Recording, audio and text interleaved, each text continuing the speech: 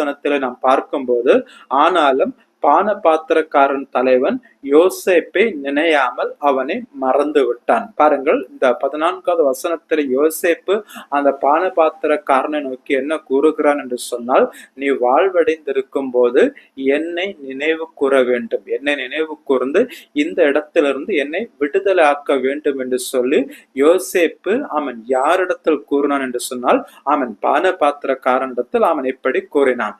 ஆமென். ஆனால் நடந்தது என்ன என்று சொன்னால் 23வது வசனத்துல, ஆனாலும் பான பாத்திரக்காரன் தலைவன் யோசேப்பை நினையாமல் அவனை மறந்து விட்டான். பாருங்கள், அவன் யோசேப்பு அந்த சிறைச்சாலையிலும் அவன் யோசேப்போடு கூட கர்த்தர் காணப்பட்டார்.